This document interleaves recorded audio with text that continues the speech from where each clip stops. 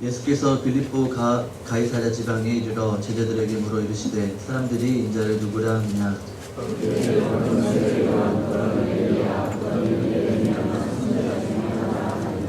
이르시되 너희는 나를 누구라 하느냐.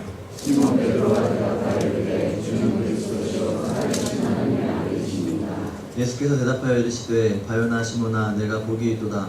이를 내게 알게 하니는 혈육이 아니요 하늘에 계신 내 아버지시니라. 또 내가 너에게 이르노니 너는 베드로라. 내가 이 반석 위에 내 교회를 세우리니 음부의 권세가 이기지 못하리라. 내가 천국 열쇠를 내게 주리니 내가 땅에서 무엇이든지 매면 하늘에서도 매일 것이요 내가 땅에서 무엇이든지 풀면 하늘에서도 풀리리라 하시고 이에 제자들에게 경고하사 자기가 그리스도인 것을 아무에게도 이르지 말라 하신다. 네, 오늘 본문 말씀을 보시면 예수님께서 가이사랴 빌립보, 또 빌립보 가이사랴라고도 하는데요. 그 지방을 지나가시면서 제자들에게 물어보십니다. 사람들이 나를 누구라고 하느냐? 예수님에 대한 명성은 이제 이미 널리 알려져 있는 상황이고, 그래서 사람들이 예수님께 대해서 이런저런 많은 평가들이 있던 때입니다. 그러니까 너희들이 나에 대해서 들은 이야기가 무엇인지를 예수님께서 물으시는 거죠. 제자들은 자신들이 들은 이야기를 예수님께 그대로 전합니다. 어떤 사람들은 예수님을 세례 요한이라고 하기도 하고 또 엘리야라고도 하기도 하고 또 예레미야나 다른 선지자라고도 예수님을 부릅니다. 엘리야는 많은 이적을 행한 선지자죠. 그래서 예수님께서 행한 그 이적에 놀랍기는 하지만 이 사람들이 갖고 있는 평가는 한편으로는 그 예수님의 능력이 엘리야까지다라는 것을 이제 내포하고 있는 겁니다.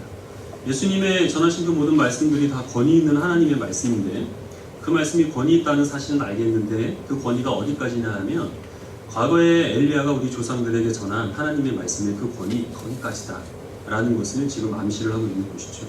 사람들이 예수님이 갖고 있는 능력에 대해서 어떤 경의를 표하는 그런 것은 있었지만 그러나 사람에 불과하다, 사람 중에서 탁월한 사람이다 하는 것까지만 사람들이 알고 있는 예수님에 대한 지식이었습니다. 예수님께서 다시 제자들에게 물으십니다. 그러면 사람들은 그렇게 이야기를 하는데 너희는 나를 누구라 하느냐? 여기에서 베드로가 이 위대한 신앙 고백을 하게 되는 거죠. 우리 16절 말씀을 다시 한번 같이 읽어보도록 하죠. 마태복음 16장 16절 시작. 시몬 베드로가 대답하여 이르되 주는 그리스도시요 살아계신 하나님의 아들이시니이다. 네, 예수께서 이 대답을 기뻐하십니다. 바요나 시몬아 내가 복이 있도다 라고 칭찬을 하시고 이제 베드로의 이름을 바꿔주십니다. 베드로의 원래 이름은 시몬인데요. 이제 이 이름을 헬라식 이름은 이제 베드로, 또 이걸 히브리식으로 바꾸면 이제 게바라는 이름이 되는데 그 게바나 또 베드로나 다 동일한 의미를 갖고 있습니다. 바위, 반석 이제 이런 뜻입니다. 그렇게 베드로를 부르시고 베드로에게 약속을 주십니다. 내가 이 반석 위에 교회를 세우리니 음부의 권세가 이기지 못하리라. 그리고 또 하나님께서 이 땅 가운데 행하고자 하시는 모든 일들을 교회를 통하여서 이룰 수 있도록 하나님께서 이 교회 위에 큰 권세를 허락하여 주실 것을 약속을 하십니다. 성경의 모든 성경이 다 중요한데 이제 몇몇 구절들은 좀 시금석이 되는 구절들이 있습니다. 오늘 우리가 읽은 이 본문이 거기에 해당되는데요. 이 베드로의 고백을 하느냐 하지 않느냐에 따라서 신자와 불신자가 갈리고 이 베드로가 한 고백을 어떻게 이해하느냐에 따라서 카톨릭과 개신교가 갈리게 되죠. 먼저 카톨릭에서는 이 베드로가 한 이 고백 그리고 또한 이 고백에 대해서 예수님께서 주신 권세 이것을 베드로 개인이 받은 권세로 그렇게 생각을 합니다. 그래서 이제 교황권이 나오게 되는 거죠. 베드로가 초대교회에서 지도자적인 역할을 감당할 수 있게 된 것이 여기에서 예수님께서 베드로에게 이 권세를 허락하여 주신 것이고 베드로가 초대교황이고 그래서 이제 그 지금에 있는 그 후대의 모든 교황들은 다 베드로의 후계자게 되기 때문에 예수님께서 베드로에게 주신 그 권세가 그 후대에 있는 교황에게도 그대로 물려받게 된다. 그래서 이제 오늘날 교황이 있게 되는 겁니다. 교황이 가지고 있는 권위가 어떤 권위냐 하면 교황은 오류가 없습니다. 교황 무호설이죠. 오류가 없기 때문에 성경 말씀이 오류가 없는 것처럼 교황이 하는 모든 말들도 다 카톨릭 교회 안에서는 성경과 똑같은 권위를 가집니다. 교황이 하는 모든 그 명령들을 카톨릭 교회는 다 지켜야 되는 거죠. 이것은 이제 하나의 신격화입니다. 개신교회에서는 그렇게 받아들이지 않고 이것을 베드로 개인에게 준 권세가 아니라 하나님께서 이 신앙 고백을 하는 그 주님의 이 교회된 공동체 가운데 주신 권세로 그렇게 이해를 하게 되는 거죠. 그리고 그것이 타당합니다. 복잡한 신학적인 논의를 거치지 않더라도 뒤에 이어지는 말씀을 보면 쉽게 알 수 있는데 예수님께서 바로 이제 뒤를 이어서 베드로에게 사단이라고 이렇게 말씀하시거든요. 만약에 이게 베드로 개인에게 한 말씀이라면 그러면 예수님께서는 사단 위에 교회를 세우게 된다. 뭐 이렇게 이상한 말이 되기 때문에 그것은 말이 되지 않는 것이고 이 베드로의 신앙 고백 가운데 하나님께서는 교회 공동체를 세우신다. 이것이 바로 교회의 정체성이다 하는 것을 암시를 하게 되는 것이죠. 그리고 또 너희는 나를 누구라 하느냐는 이 질문에 대해서 무엇이라고 대답하느냐에 따라서 신자가 되기도 하고 불신자가 되기도 하는 거죠. 세상을 살아가는 모든 사람들은 다 결국에는 이 질문 앞에 직면을 하게 됩니다. 당신은 예수님을 누구라고 하십니까? 어떤 사람들은 유대인이나 아니면 모슬렘들이 여기에 해당되는데 지금 유대인들이 그랬던 것처럼 예수님의 존재는 인정을 하지만 예수님을 선지자 중에 하나로 그렇게 인정을 하는 사람들이 있습니다. 또 어떤 사람들은 예수님을 뭐 달라이라마나 아니면 간디와 같이 그런 이제 위대한 성인 중에 한 사람으로 그렇게 인식을 하는 사람들이 있죠. 또 어떤 사람들은 공자나 아니면 소크라테스처럼 인류의 이제 위대한 선생님 중에 하나의 반열에 예수님을 올려놓기도 합니다. 오늘날 우리 현대인들에게 있어서 예수님은 어떤 존재인가요? 어떤 사람에게 있어서는 산타크루스 같은 이런 자선사업가로 비치기도 하고 또 어떤 사람들에게 있어서는 정신과 의사의 역할을 예수님이 하시기도 합니다. 그러나 또 그 한편에서는 좀 극단적인 견해인데 예수님을 그 과대망상증에 빠진 그러한 이제 환자로 여기기도 합니다. 뭐 허경영 같은 사람이죠. 아니면 희대의 사기꾼으로 뭐 그렇게 예수님을 또 인식을 하기도 합니다. 그러나 예수님을 좋게 봐서 인류의 성인의 반열 가운데 한 사람으로 올려놓든지 선지자로 인정을 하든지 아니면 정신 이상자로 분류를 하든지 그 모든 해답들은 다 예수님 앞에 그 답안지를 제출을 하면 예수님께서는 0점 처리를 하신다는 거죠. 똑같은 겁니다. 그건 예수님께서 인정하지 않는 대답이고 결국 구원도 없습니다. 예수님께서는 모든 그리스도인으로 하여금 예수님께서는 그리스도시고 살아계신 하나님의 아들이라는 이 고백을 받으시기를 원하시고 이 고백을 받으시기 위해서 계속 연약한 우리의 믿음을 지금도 열심히 도우신다는 것입니다. 우리가 아무리 착하게 살아간다 하더라도 또 교회 안에서 우리가 오랜 세월 동안 신앙 고백을 하고 지금 직분을 가지고 열심히 우리가 봉사를 한다 하더라도 주님은 그리스도시고 살아계신 하나님의 아들이라는 이 고백을 우리의 진심 어린 고백으로 하지 않는다면 불신자와 똑같은 겁니다. 우리가 이 신앙 고백을 한다 하더라도 이것이 우리 입술의 고백으로 그치고 이 고백이 가지고 있는 의미가 무엇인지 우리가 깊이 인식하며 이 고백을 하지 않는다면 구원과 우리는 상관이 없게 된다는 것이죠. 지금 이 시간에는 이 신앙 고백이 갖고 있는 의미가 무엇인지 우리가 좀 더 깊이 살펴보려고 합니다. 예수님께서 제자들에게 이 질문을 던지신 지명이 여기 나와 있는데 빌립보 가이사랴입니다. 이 지명이 붙은 데는 이제 이유가 있습니다. 이때 이제 이스라엘은 로마의 통치를 받고 있었던 때였죠. 그리고 이 로마는 기본적으로 관대한 통치를 했습니다.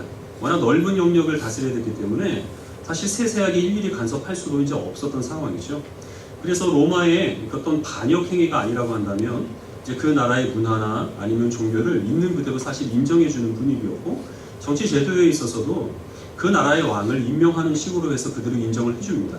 다만 이제 간섭하고 또 이제 견제하기 위해서 총독을 한 사람씩 그 지역에 이제 파견하는 식으로 해서 로마 제국의 통치가 이루어지고 있었는데요.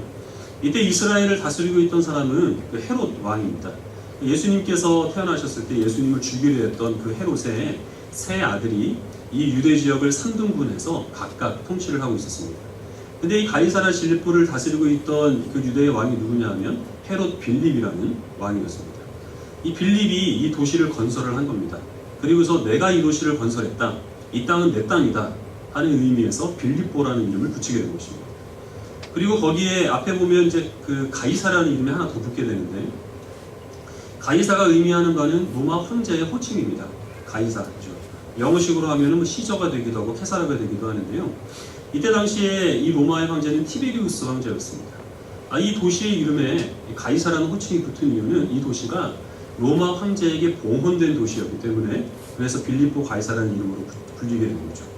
그리고 이렇게 이 도시에 봉헌된 이 황제에게 봉헌된 도시에는 무엇이 세워지느냐 하면 대리석으로 신전이 하나 만들어지게 됩니다.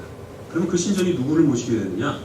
로마 황제를 신으로 모시는 신전이 그 도시에 세워지게 되는 겁니다. 그래서 빌립보 가이사랴라는 이런 이름이 붙이게 되는 거죠. 빌립보가 왜 자기가 만든 도시를 로마 황제에게 봉헌했을까요? 쉽게 말해서 로마 황제가 더 세니까 잘 보이려고. 나는 이렇게 당신에게 충성을 맹세합니다. 그러니 나를 좀 잘 봐주십시오. 하는 그런 표시로 이 도시를 봉헌한 것이지, 빌립보가 티베리우스를 사랑하거나 아니면 그를 진정으로 존경해서 거기에 신전을 세운 것은 결코 아니죠. 예수님께서 40일 동안 금식을 하시고 사단에게 3가지 시험을 받으셨습니다. 그래서 마지막 시험이 마태복음에 나와 있는 마지막 시험은 이 사단이 높은 곳으로 예수님을 데리고 올라가가지고 세상에 있는 모든 부귀 영화를 다 보여주죠. 사단이 말합니다. 나에게 경배하면 이 모든 것들을 다 내게 주리라. 예수님께서는 그 시험에 넘어가지 아니하시고 나는 오직 하나님께만 경배한다 라고 그 욕을 물리치셨죠. 이 가이사라 빌립보가 암시하고 있는 것은, 이것은 우상 숭배의 상징입니다. 가장 이때 당시에 큰 권세를 갖고 있던 사람을 신격화해서 그 신 앞에 엎드려 절하고 경배하기만 하면, 도시를 만들어서 그 황제의 이름을 붙여서 봉헌하기만 하면 국위, 영화와 평화를 보장해 주는 것으로, 그래서 그 앞에 절하고 경배하는 것으로 우상 숭배가 일어나는 상징적인 도시가 바로 이 가이사라 빌립보였다는 것이죠. 거기서 예수님께서 제자들에게 너는 나를 누구라 하느냐? 라고 물으신 겁니다. 자, 베드로가 여기에서 원문에는 주는이라는 말은 없고 이제 선생님이라는 표현이 있는데요. 예수님께서는 그리스도십니다 라는 고백을 하게 되는 거죠. 그리스도란 말은 그리스도인데요. 이것은 기름 부음을 받은 자라는 뜻이고, 이것을 히브리어로 바꾸게 되면 메시아가 되는 것입니다. 기름 부음을 받은 것은 어떤 의미냐면, 하나님께서 구약에서 특별한 사명을 가진 사람들을 임명할 때 기름을 부어서 임명을 하시죠. 제사장이나 왕들을 기름을 부어서 임명을 하시게 됩니다. 이때 당시 유대인들에게 있어서 이 기름 부음 받은 자라는 것은 다윗과 같은 왕을 의미합니다. 다윗이 왕이 될 때 사무엘이 다윗의 머리에 기름을 붓어서 왕으로 삼지 않습니까? 다윗과 같은 왕이 우리들에게 오셔서 옛날에 다윗과 솔로몬 시대의 그 영광을 이 나라에 다시 회복시켜 주십시오. 그런 구원자를 원합니다. 라는 그러한 마음으로 그리스도, 메시아를 간절히 기다리고 있었던 것이죠. 즉 여기서 말하는 그리스도는 우리를 다스리실, 우리를 지키시고 보호하실 왕을 뜻합니다. 지금 이 빌립보를 지방을 다스리고 있는 왕은 헤롯 빌립입니다. 그것을 기억하게 하기 위해서, 그래서 내 명령에 복종할 것을 강조하기 위해서 빌립은 이 도시를 건설하고 거기에 빌립보라는 이름을 붙인 겁니다. 근데 그 도시에서 이 예수님의 제자들은 누구를 왕으로 고백을 하는 겁니까? 이 도시를 세우고 여기를 다스리는 빌립이 왕이 아니라 지금 우리를 인도하고 있는 예수님께서 우리의 왕이 되십니다. 우리는 세상의 가르침 따르지 않고 빌립의 그 명령에 복종하지 않고 오직 예수님의 말씀에만 복종하겠습니다 라는 고백이 바로 이 가이사랴 빌립보에서 주님은 그리스도십니다 라는 고백인 것이죠. 그 다음에 나오는 고백이 하나님의 아들이라는 고백이었죠. 하나님의 아들은 곧 하나님입니다. 즉 예수님께서는 어떤 능력 많은 그런 사람에 불과한 것이 아니라 바로 유일하신 하나님이십니다. 이 고백을 하고 있는 것이죠. 이 가이사랴 빌립보에서 하나님 노릇하고 있는 것은 누구입니까? 가이사, 티베리우스 왕입니다. 세상에는 어떤 사람도 이 티베리우스에게 거역할 수가 없죠. 자기가 원하는 모든 것을 다 할 수 있는 이 당시에 살았던 사람들 중에서 무소불위의 그 권력을 휘두르던 사람이 이 티베리우스입니다. 이 도시를 세운 그 빌립보마저 그에게 충성을 맹세해야 할 정도로 막강한 권세를 갖고 있던, 그래서 다른 모든 사람들이 다 신으로 여겨서 추앙에 맞지 않던, 그래서 그 신전이 있던 그 도시에서 그 티베리우스 왕은 헛된 우상에 불과하고 우리가 섬기고 우리가 복종하며 우리가 경배하며 모든 영광을 돌리신 그 유일하신 하나님은 오직 예수님 뿐입니다 라는 이 고백을 지금 제자들이 하고 있는 것이죠. 그리고 그 고백을 주님께서는 기쁘게 받으신 것이고, 그 고백에 따라 살아가는 사람들이 바로 우리 그리스도인들입니다. 이제 예수님께서는 곧 여기에서 만약에 이 도시에서 서유를 매긴다고 한다면 가장 꼭대기에 누가 있겠습니까? 가이사가 있겠죠. 로마 황제가 있고 그 밑에는 이제 헤롯 빌립이 아마 있을 겁니다. 그리고 쭉 이제 그 서유를 따라 내려오다가 밑부분쯤에 가면 이제 예수님이 계시겠죠. 예수님을 따르는 추종들이 몇 명 있었지만 다 그 당시에 가장 가난하고 무식한 사람들이어서 뭐 예수님께서 어떤 권세를 가졌다 이렇게 얘기할 수가 없습니다. 시간이 조금 더 흐르게 되면 이제 예수님께서는 바로 이제 이 길로 예루살렘에 들어가시게 되는데 거기에서 십자가에 못 박혀서 죽으시게 됩니다. 그나마 따르던 그 추종자들까지 다 도망가 버리고 예수님을 세상을 살아가는 다른 어떤 사람보다 가장 비참한 모습으로 십자가에서 죽으시게 되는 거죠. 그러나 비록 눈으로 보이는 것은 그런 비참한 모습으로 예수님께서 십자가에 높이 달리시겠지만 사람들이 모두 다 우러러보고 존경에 맞지 아니하는 칭찬을 돌리는 그런 세상의 헛된 우상들이 우리의 하나님이 아니라 오직 십자가에서 죽으신 예수 그리스도가 우리의 왕이시고 우리의 하나님이시라는 사실을 예수님께서는 우리가 살아가는 모든 곳에서 우리의 입술을 통하여서 우리의 마음을 통하여서 고백받으시기를 원하신다는 것이죠. 그 믿음의 토대 위에 교회가 세워졌고 교회는 그 신앙 고백을 공통적으로 하나님께 드리는 사람들입니다. 그래서 우리가 살아가는 모습은 어떤 모습이겠습니까? 망망대해에 홀로 남겨진 외딴 섬 같은 모습이겠죠. 한참 치열하게 운동 경기가 벌어지고 있는데 가끔 텔레비전 보면 이렇게 나오는데요. 한쪽 구석에서 고기를 구워 먹고 있는 소풍을 즐기고 있는 가족들이 보입니다. 그런 모습이 우리 신자가 살아가는 모습이라고 하는 것입니다. 여러분 살아가는 도시의 이름이 무엇이죠? 저는 정왕동에서 살고 있는데요. 광명시에서 살고 계신 분도 계시고 인천에서 살고 계신 분도 계시고 일산이나 또 다른 이렇게 여러 곳에서 오신 분들이 다 여기 계십니다. 우리가 살고 있는 도시의 이름은 다르지만 다 본질적인 면에서 우리들은 빌립보 가이사랴에서 살고 있습니다. 군대에서 가혹행위 하는 것 때문에 시끄러웠죠. 아들 가진 부모님들 참 근심이 많이 되실 줄 아는데요. 그래서 가혹행위를 없애기 위하여서 많은 대책들이 논의가 되고 있습니다. 근데 군대를 다녀오신 분은 알겠지만 가혹행위 없애는 게 그게 이제 문제가 아니라는 것을 다 공감을 하실 겁니다. 제가 군생활 할 때만 해도 구타가 없었습니다. 가해행위가 전혀 없었고 가해행위가 없는 대신 이제 뭐가 있느냐 하면 잔소리가 있었습니다. 욕과 잔소리. 뭐 학교나 직장은 집에 오면 그만인데 군대는 도망갈 데가 없잖아요. 막 자면서까지 옆에다 대고 막 잔소리하고 자는 사람 깨워서 잔소리하고 진짜 사람 미치는 거죠. 근본적으로 가혹행위 자체가 문제가 아니라 사실 군대가 갖고 있는 문제는 어떤 적성과 소질에 관계없이 다 의무적으로 그 군대 남자들을 다 이제 끌어모으는 데 있는 것이고 거기에서 또 군대의 위계 질서를 유지하기 위해서 계급이라는 제도가 도입되는 데 있습니다. 마지못해 갔기 때문에 가장 이제 계급의 밑바닥에 있을 때는 하루하루가 정말 절망입니다. 이것은 뭐 어떻게 노력해서 극복할 수 있는 게 아니니까.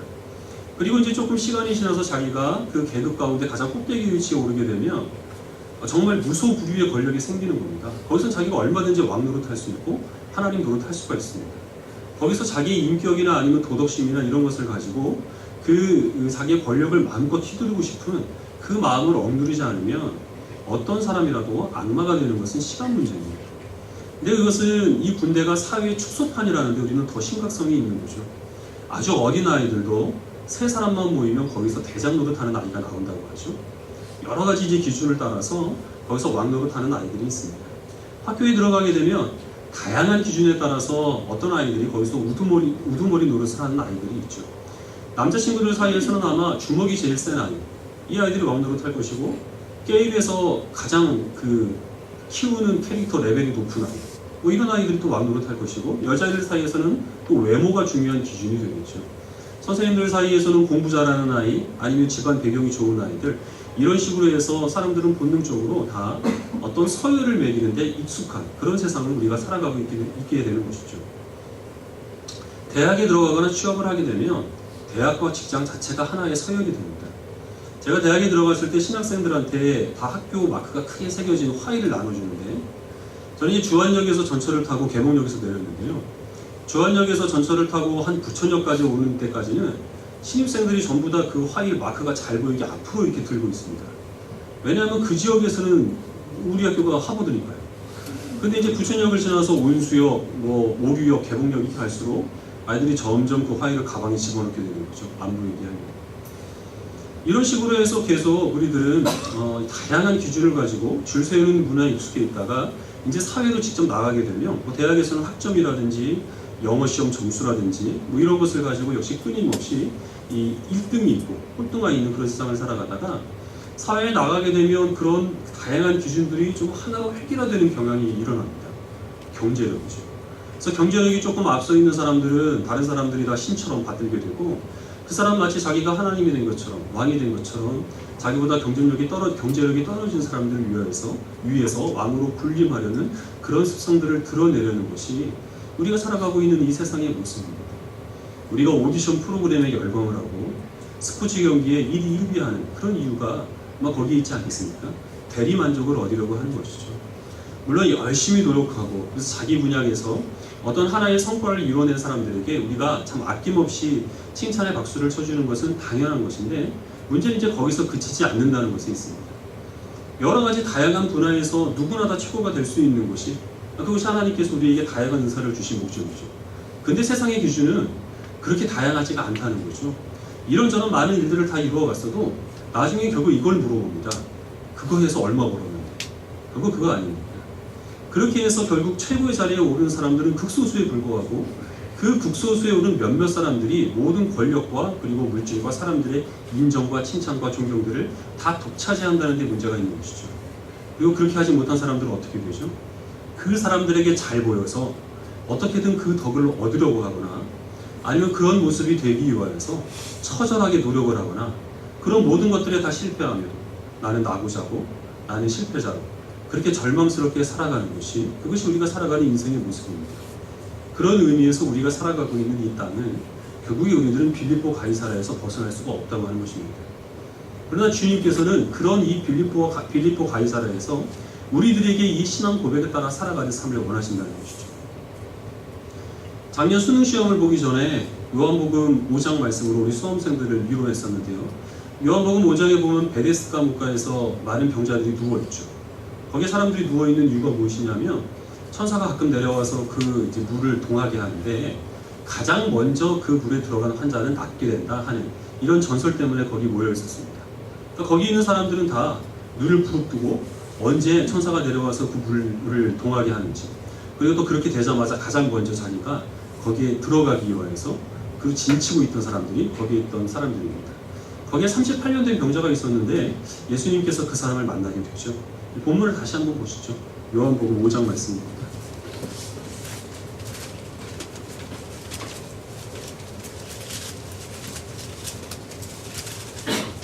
요한복음 5장 7절부터 9절 상반절까지 여러분 성경책에 동그라미 있으면 동그라미 전까지 강의라까지만 같이 읽겠습니다.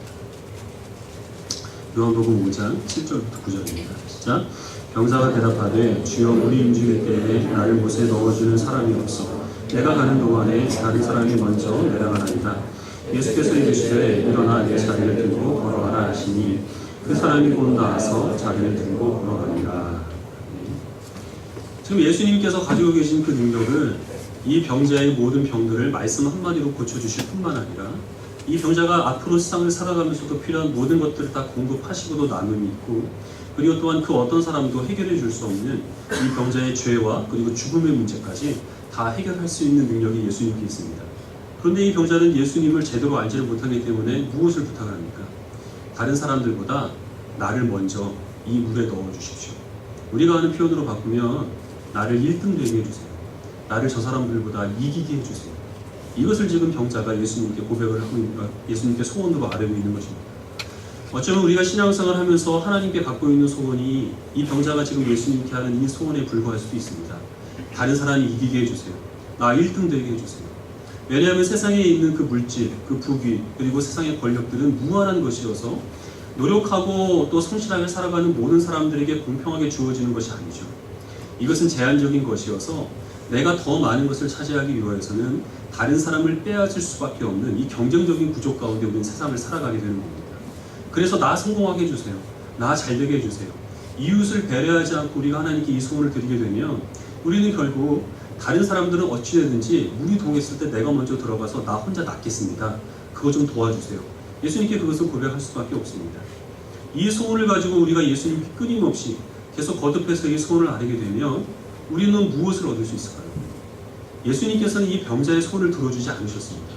자리를 들고 일어나라 이 말씀을 하신 것이죠. 우리들에게도 똑같이 말씀하십니다. 그럼 우리들은 실망할 수밖에 없겠죠. 나는 저 연못에 들어가야 되는데 1등을 해야 되는데 주님께서는 그저 나에게 자리를 들고 걸어가라 말씀하시니 내가 신앙생활하는 만족과 보람이 무엇이겠는가 좌절할 수밖에 없을 겁니다. 그래서 신앙인으로 살면서도 좀처럼 이 세상 가운데서 자신의 어떤 그 정체성이나 아니면 자신에 대해서 심지어는 자긍심을 느끼지 못하고 자꾸만 절망과 그리고 낙심 가운데 살아가는 사람들이 많습니다. 예수님을 믿는다고 하지만 결국에는 그 절망을 이기지 못하고 우울증이나 아니면 극단적인 방법으로 세상을 등지는 사람들이 너무나 많이 있다는 것을 우리가 안타깝게 여겨야 되겠죠. 간혹 정말 이렇게 성공한 그리스도인들도 있습니다. 그래서 하나님의 사랑과 은혜를 있는 그대로 온전하게 잘 전하는, 증거하는 분들도 있는데 간혹 어떤 분들은 그렇지 못한 사람들도 있습니다. 자신이 세상에서 거둔 그 성공이 너무나 도취가 되어서 자신의 삶 가운데서 자신을 위한 신전을 만들어 놓고 거기에서 예수님이 아닌 자신이 하나님 노릇하려고 하는 그런 그리스도인들도 간혹 보게 됩니다. 세속적인 성공을 거둔 그리스도인들 가운데 왜 그렇게 교만한 사람들이 많은지 우리는 여기에서 이제 그 이유를 찾을 수가 있는 것이죠. 주님께서 우리들에게 원하시는 것은 이 신앙 고백과 그리고 그 고백에 따라서 우리들에게 요구되는 그런 하나님의 백성으로 살아가는 변화된 삶을 원하신다는 것입니다. 이것은 대단히 어렵습니다. 만약에 우리가 불교 신자라면, 그래서 우리가 세상 속에서 살지 않고 정말 신실한 신앙인들이 머리 깎고 다 산속으로 들어간다면 이건 좀 더 쉬운 문제일 수 있습니다. 우리가 카톨릭 교인이어서 결혼도 하지 않고 가정도 없고 그래서 우리가 성당 안에서만 살아가게 된다면 이것도 역시 그렇게 이 고백대로 살아가는 것이 큰 문제가 아닐 수 있습니다. 그러나 우리는 하나님께서 우리를 세상 속으로 보내셨고 우리가 책임져야 될 가족들이 있습니다. 그래서 이게 더욱더 어려운 문제로 다가갈 수밖에 없는 것이죠. 모든 부분에 있어서 우리가 온전하게 살 수는 없겠지만 먼저 우리는 교회 생활 가운데서 이 고백이 우리들에게 요구하는 삶이 무엇인지를 돌아봐야 되겠죠. 교회가 만약에 어떤 성과를 내기 위하여서 그 목적을 위하여 세워진 곳이라면 우리는 그 경쟁의 원리를 교회에 도입하게 되면 그런 어떤 성과들을 좀 더 쉽게 이뤄낼 수도 있을지도 모릅니다.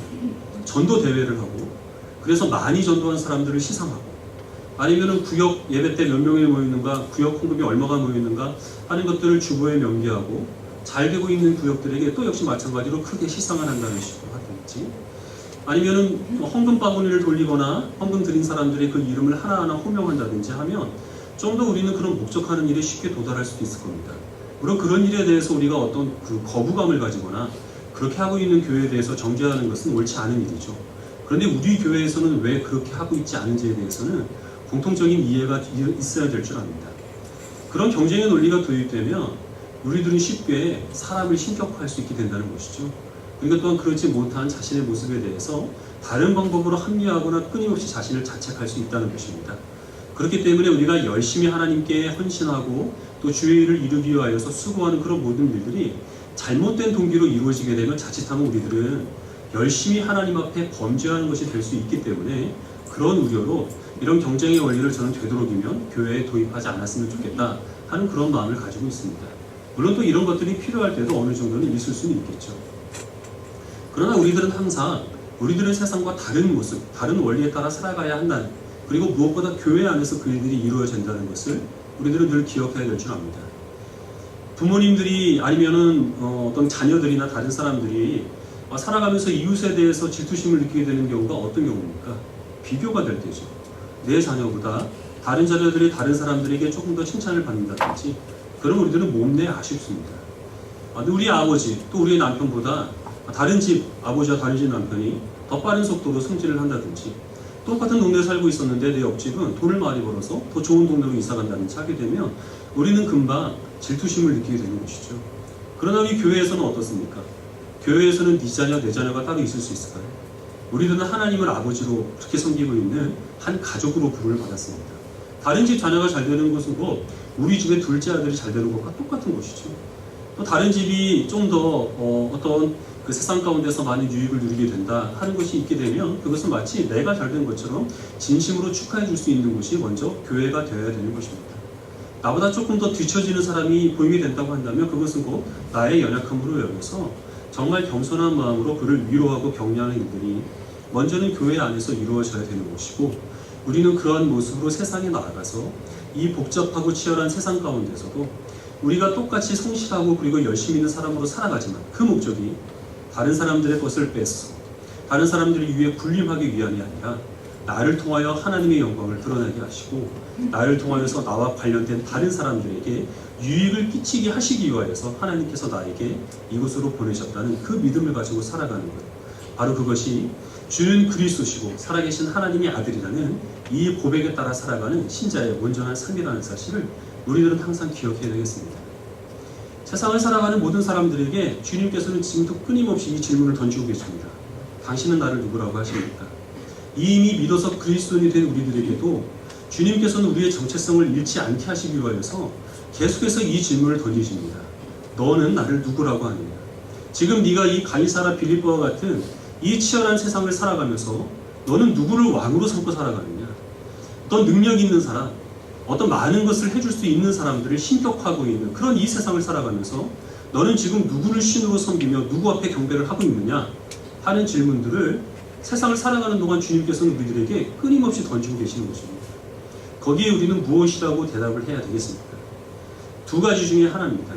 이때 당시에 이 가이사라 빌립보에서 빌립보를 왕으로 삼고 가이사를 신으로 삼고 살아갔던 사람들, 그리고 거기에서 왕 노릇하고 신 노릇했던 그 사람들은 역사 가운데서 조그마한 흔적을 남겼을 수 있을지 모르고 그의 평생 가운데 부귀영화를 누리셨지는 모르지만 그러나 지금은 그들의 자취와 흔적을 찾을 수는 없습니다.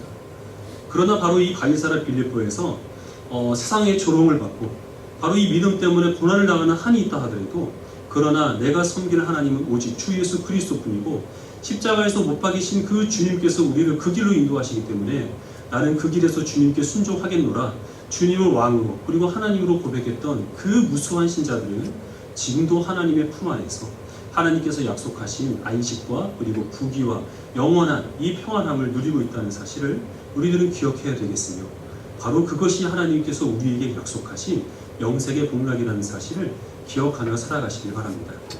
이기기 위해서 살게 하지 마시고 섬기기 위해서 살아가시고 앞서가는 사람들을 정말 진실한 마음으로 축하해 주시되 그를 너무 의지하거나 아니면은 그를 너무 신격화하지 않게 주의하시고 내가 내 밑에 둘 수 있는 사람들이 있다고 하여서 그 위에서 왕노를 다루는 그런 모든 유혹들을 다 내려놓고 뒤처진 사람들을 겸손한 마음으로 위로하고 격려할 수 있는, 그래서 주님께서 그리스도시고 살아계신 하나님의 아들이라는 이 신앙 고백이 우리의 삶으로 실천될 수 있는 성도들이 되시기를 주님의 이름으로 축원합니다.